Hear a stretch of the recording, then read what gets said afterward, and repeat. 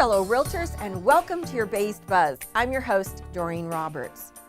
You might be surprised how many complaints about websites have come in the past years alleging violations of Article 12. So I have a question for you. Is your website in compliance with the Code of Ethics? Now, before you answer too quickly, let's look at what Article 12, the True Picture article, has to say about the requirements to be in compliance.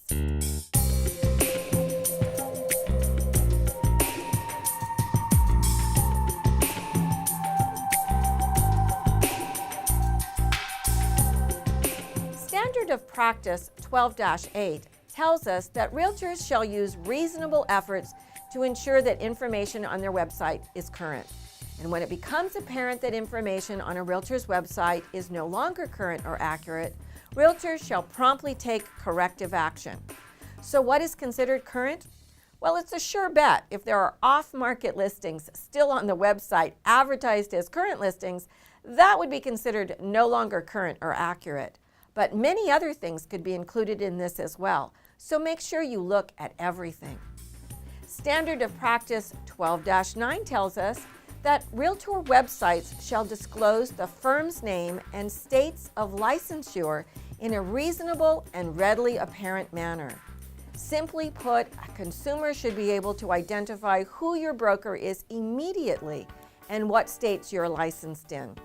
I know it's popular for agents to brand themselves as individual agents and/or teams, but if the broker's firm name is not reasonably and readily apparent, that could result in an ethics complaint filed against you.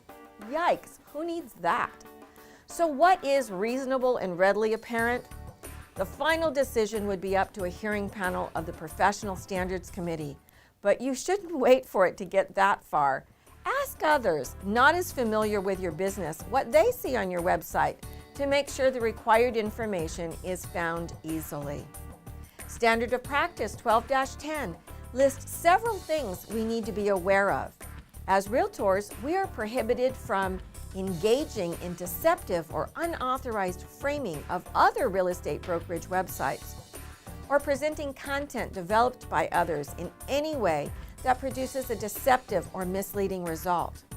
In website optimization, realtors can't deceptively use metatags, keywords, or other devices or methods to direct, drive, or divert internet traffic, or present content developed by others without permission.